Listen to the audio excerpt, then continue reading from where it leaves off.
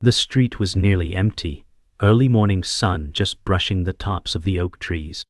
A black woman in her mid-40s sat behind the wheel of her clean dark gray SUV, waiting for the light to turn green.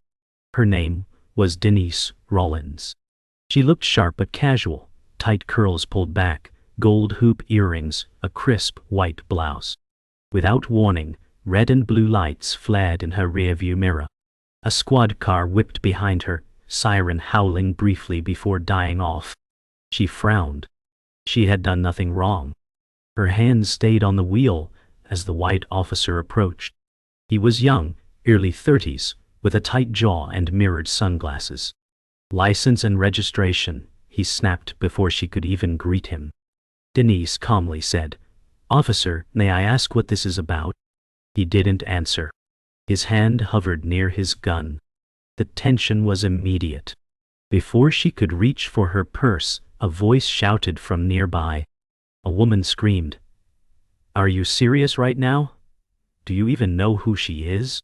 For a moment, the world stood still. Denise didn't flinch. She'd been in worse situations, in war zones of bureaucracy, behind closed-door interrogations, but never like this. Never with a badge tucked in her purse and a barrel nearly aimed at her chest. Her voice remained even. "Officer, please, let me show you my ID." But the officer, Sergeant Ron Myers, only glared, posture rigid. He didn't care for tone, only control. Across the street, the woman still shouted. Drivers slowed to rubberneck. Phones came out. One recorded.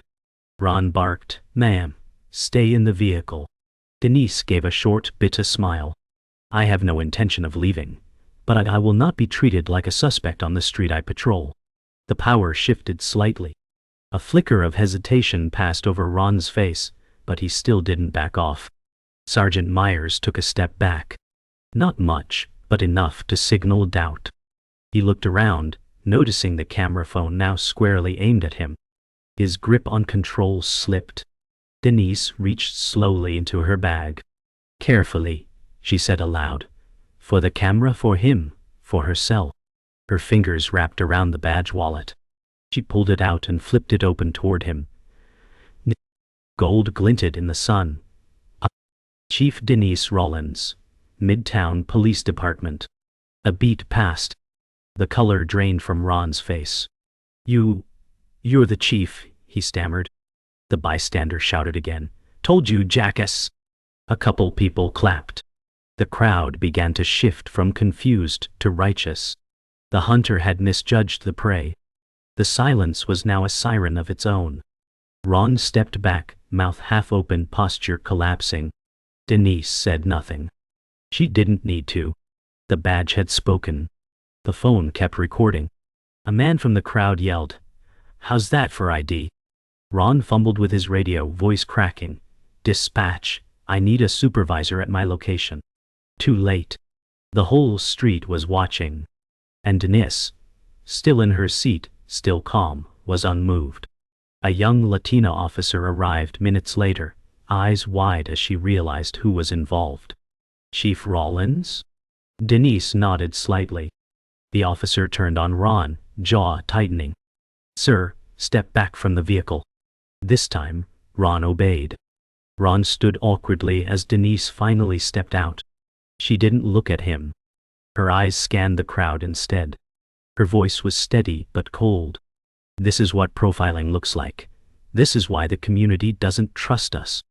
She wasn't shouting, but the words landed heavier than any scream. Someone in the crowd murmured, "Preach." Cameras caught it all. The Latina officer stepped forward and said quietly, "We'll take it from here, Chief." Denise gave a small nod. She turned away without another word. As she walked to the curb, one little girl held her mother's hand tightly and whispered, "She's a cop?" Her mother whispered back, "She's the cop." 2 hours earlier, before the incident, Chief Denise Rollins stood behind the glass wall of her office, watching officers shuffle in for morning briefing. She sipped her coffee, her shoulders squared but weary. The city didn't sleep, and neither did her responsibilities. In her office hung a framed photo, her first patrol uniform, next to her father's badge. He'd served 30 years and died before seeing her promoted. She never forgot the look on her mother's face that day, half pride, half fear. Behind her, a knock. "Chief, you've got the councilwoman online too," her assistant said. Denise nodded. Another fire to put out. She sat down, cracked her knuckles, and picked up the phone. "Rollins." Her voice was calm, clipped, steady. But the truth. Every day she carried the weight of proving she belonged. Twice as good, twice as calm, and always 10 steps ahead. Downstairs, the morning briefing was tense. A few younger officers laughed too loud, while the veterans sat quiet, eyes on the screen. Denise entered without announcement. Instantly, the room stiffened. She didn't raise her voice. She didn't have to.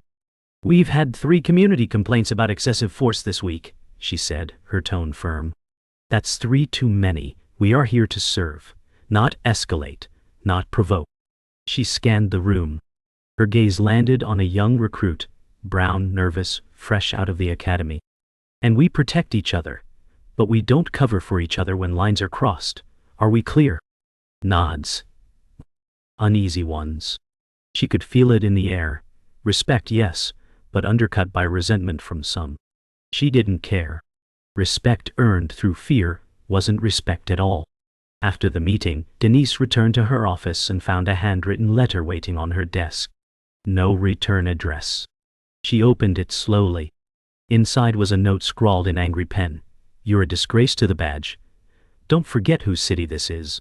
She exhaled. No surprise. This wasn't the first. She had a drawer full. She didn't even flinch anymore. But she never threw them away either. She kept them, like scars. She placed the note in a file marked "Threats." Then she glanced at her watch. Time to head home, change, and meet the community liaison for a walkthrough. As she grabbed her purse and badge, her phone buzzed. Her assistant again. "Chief, there's a reporter waiting outside, wants a comment on yesterday's protest." Denise sighed, tightening her grip on her badge. The job never waited. Outside the precinct, the press buzzed like flies. Denise stepped out with quiet precision.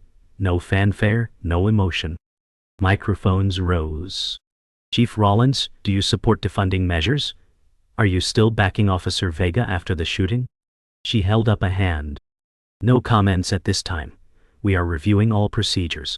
Her voice was neutral, her eyes like steel. Off to the side, a protester held a sign. "Don't talk reform, act." Denise met her eyes.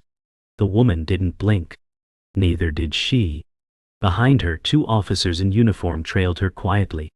Public opinion was a storm, and Denise walked straight through it every day, never bending, never breaking. But alone at night, she sometimes wondered if she was still standing, or just too stubborn to fall. Hours later, Denise drove alone through the neighborhood she grew up in, narrow streets, faded murals, kids riding bikes. She turned off the radio. Silence was easier. She passed the corner store where her father used to get coffee. The same old man still ran it. She slowed as she saw a mural, her father's face painted in blues and golds.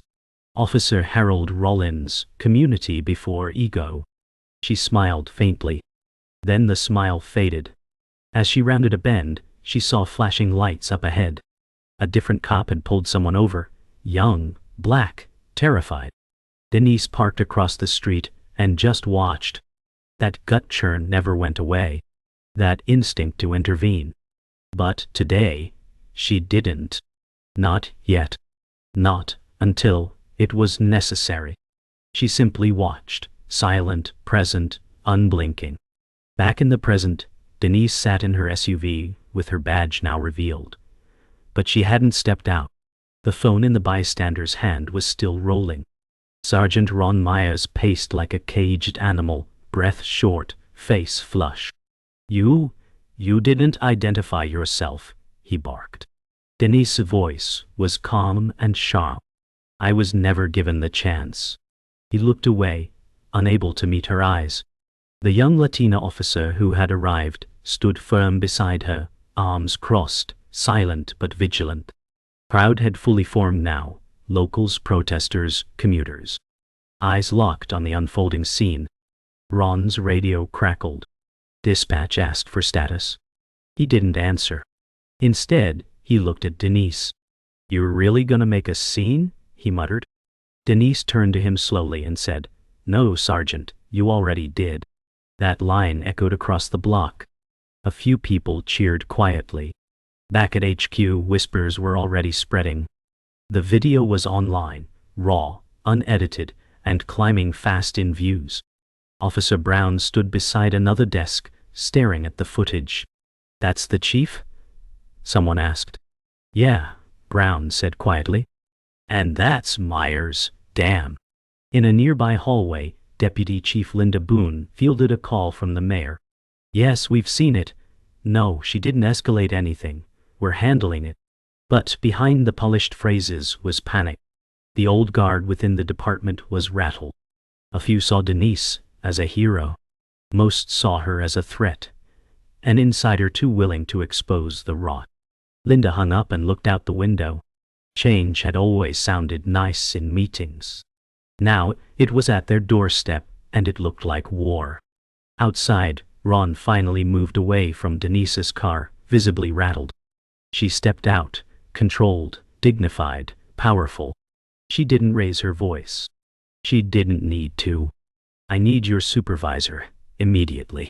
He hesitated. "I'm the senior officer on site." She gave him a piercing look. "Then you'll explain this to Internal Affairs. On camera." The crowd reacted, louder now. Phones rose higher. "She's got him," someone whispered. The Latina officer radioed dispatch. "Requesting command-level presence. Repeat, command level." Denise glanced at her. Just a nod. Quiet, mutual respect. Ron turned away, muttering curses. But the damage was done. The community wasn't just watching, they were remembering. Every past slight, every unpunished abuse. And this time, they had a leader who wouldn't stay silent. Minutes later, the commanding officer arrived, Captain Elias Warren, mid-50s, weathered, cautious. He stepped out of his cruiser and froze when he saw Denise. "Chief Rawlins." Denise nodded. "Captain." A beat of silence passed. Warren turned to Ron. "Walk me through it." Ron fumbled.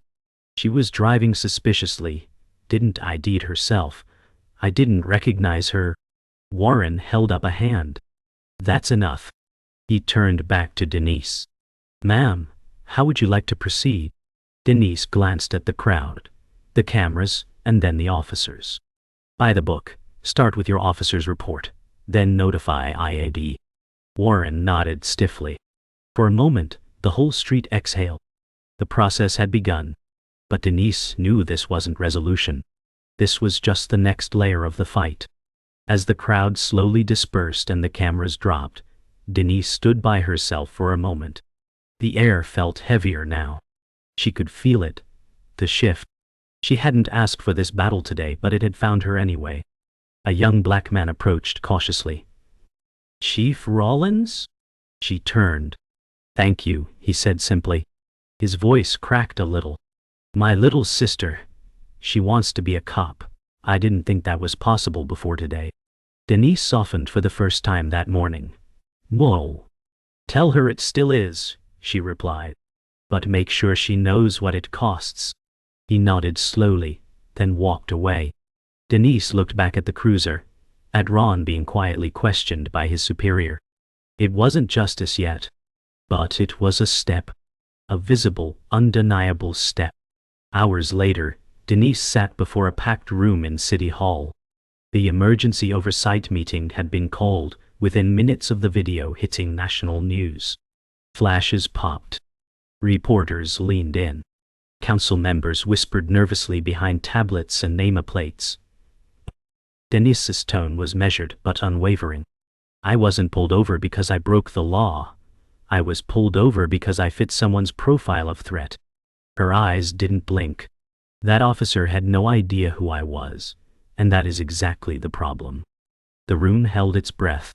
Councilwoman Reyes, who had long doubted Denise's reforms, tried to shift blame. "Chief, do you think this is an isolated error?" Denise leaned forward. "No, Councilwoman. I think it's a culture." Murmurs rippled. And in that moment, her words rewrote the room's entire tone. As the session ended, Denise stepped into the hallway, instantly swarmed by media. A reporter shouted, "Chief Rollins, will the officer be suspended?" She kept walking. Another called, "Is this the beginning of department-wide reform?" That made her pause. She turned slowly, facing the swarm. "Reform isn't beginning. Reform is overdue." Her voice was even, but her eyes held fire. That clip would go viral within the hour. But not everyone was applauding. Inside the department, several senior officers watched the coverage in silence. One muttered, "She's making us look weak." Another whispered, "She's making us look like the truth." The department was splitting, and Denise could feel it. Truth always had a price. And this time, it might be her badge.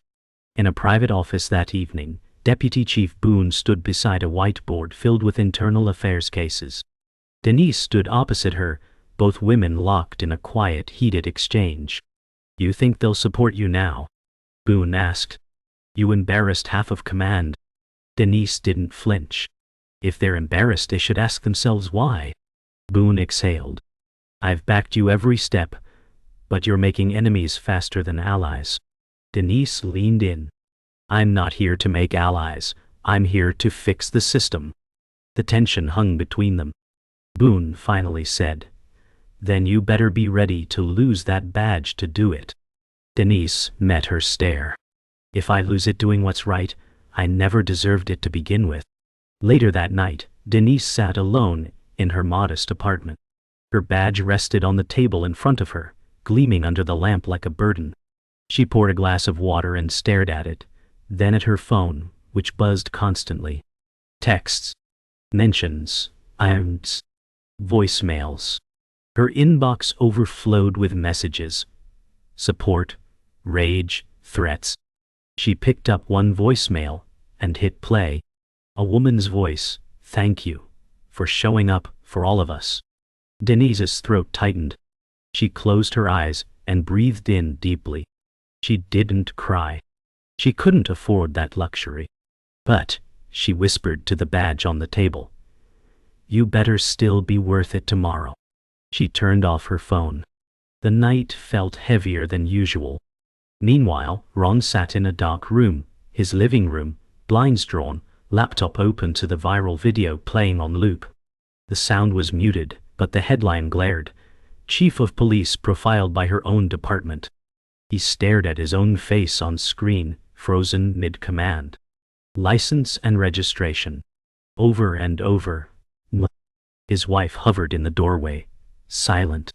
"They want me to take a leave," he said without turning. "I'm not a racist." She didn't answer.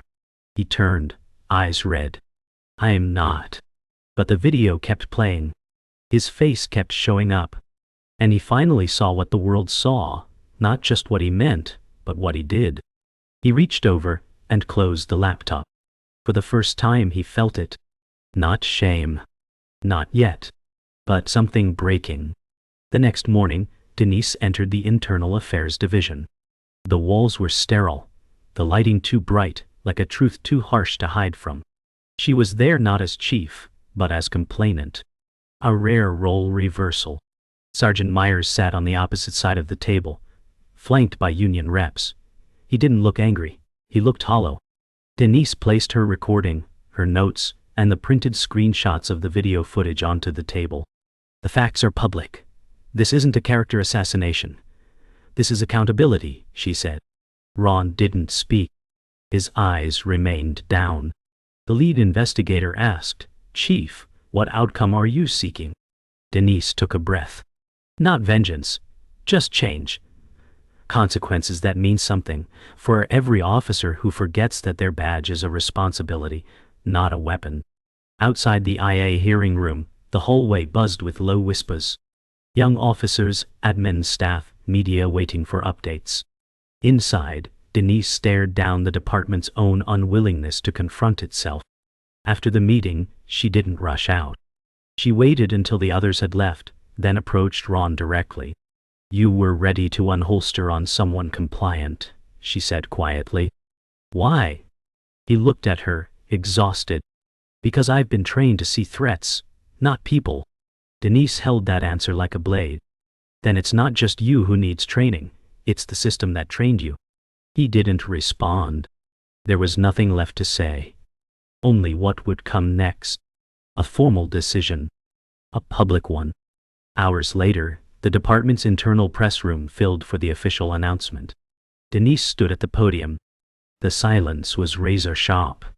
This week was a test, not just of law, but of trust.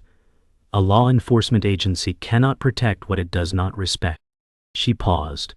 "Sergeant Myers has been placed on indefinite administrative leave pending full disciplinary review, and all traffic stop procedures are being reopened for audit." Murmurs ran through the crowd. A few flashes popped. Then came the question Denise had anticipated. "Chief Rollins, do you still believe in the badge?" She looked up. "I believe in what it's supposed to mean. My job is to make sure it finally lives up to that." And with that, she stepped back from the podium. Later that evening, Denise walked alone through her neighborhood. No cameras.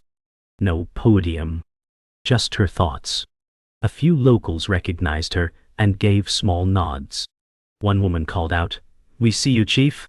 Denise smiled gently, but didn't stop. She passed the same mural of her father, painted high on a brick wall under flickering streetlights. She paused. "You'd hate what it's become," she whispered. "Or maybe you'd expect it." Her hand brushed the painted badge on his chest. For a moment, she stood there silently, head bowed. This wasn't victory. It wasn't even justice. It was a reckoning, and reckoning wasn't clean. But it was hers to carry. Just like his had been. Back at home, Denise finally let herself sit. Not the chief now, just Denise. Her phone buzzed again. Another message. But this one made her pause. It was from the mayor. "What you did today took guts. If you ever need the city's backing, you've got it." Denise put the phone down. Not because it gave her comfort, but because it reminded her how easily power could shift when cameras were watching. Tomorrow, it might all swing back. But tonight, she had done what no one else would. She hadn't defended the badge. She'd defended the people the badge was supposed to serve. And in doing so, she'd reminded the entire city, not even the chief is above the law. But she is the one who can change it. The next morning, Denise walked into the precinct not to applause, but silence. Officers glanced up from their desks, quickly returning to keyboards or coffee. Some nodded. Most didn't.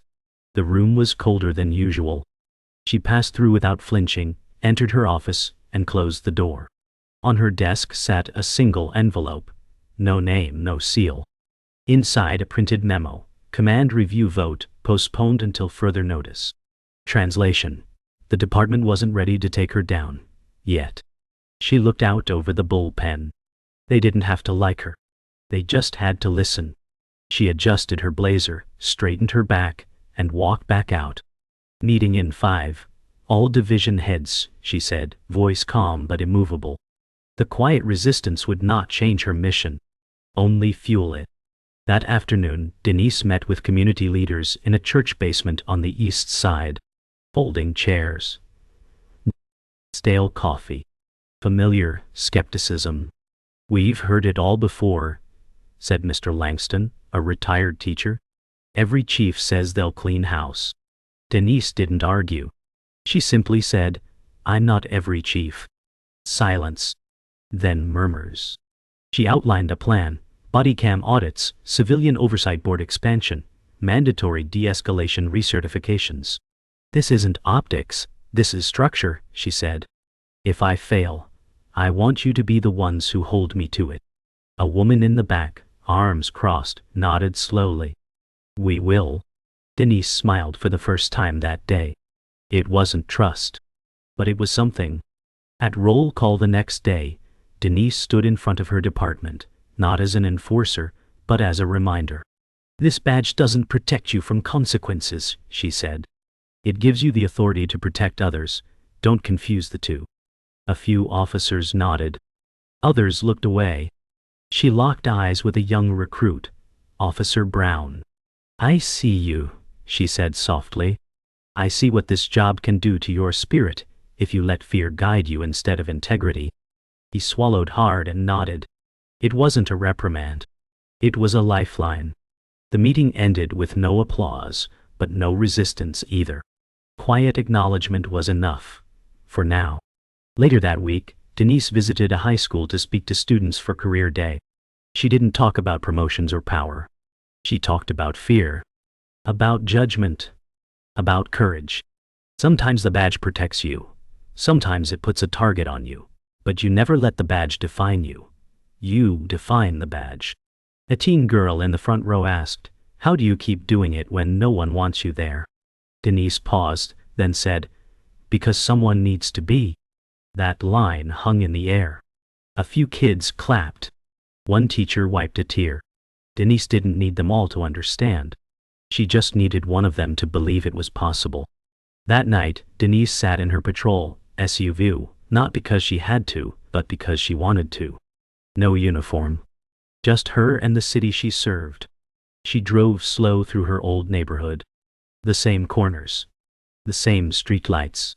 She pulled up to a corner where 3 boys played basketball. They paused as she rolled down the window. "I all good out here?" she asked. One grinned. "Yeah, Chief. You watching us now?" Denise smiled. "Always." They laughed and waved. As she pulled away, she glanced at the badge on the passenger seat. It wasn't power. It was weight.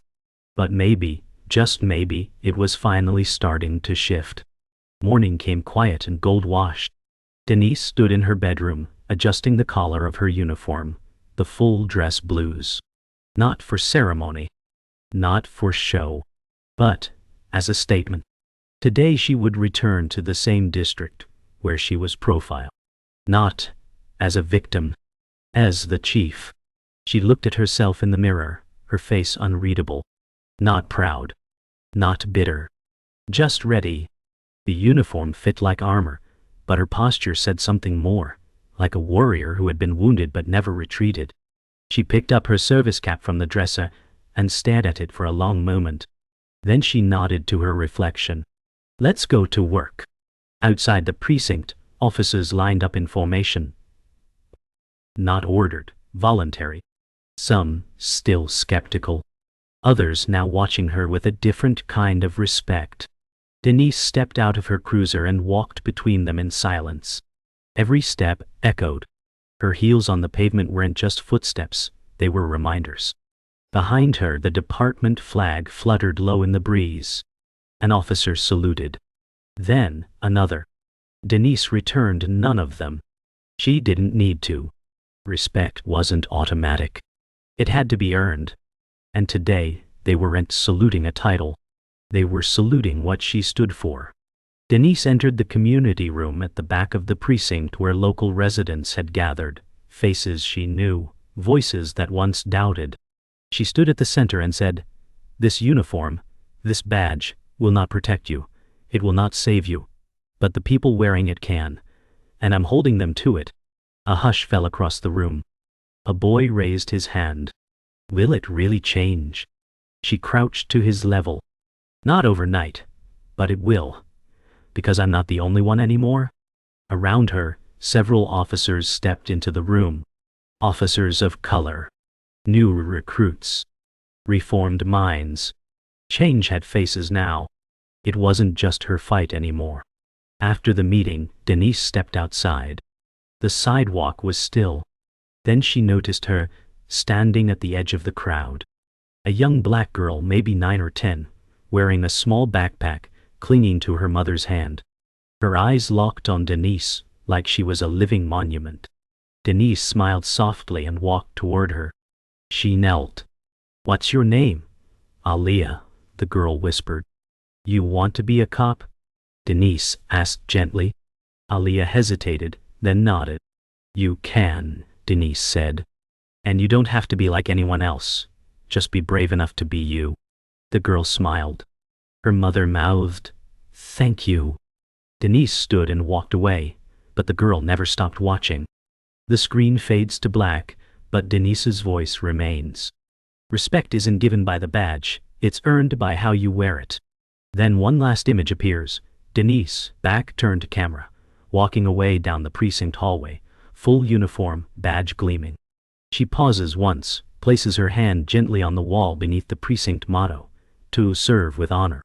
The image lingers, then fades. The story doesn't end with a headline or a courtroom.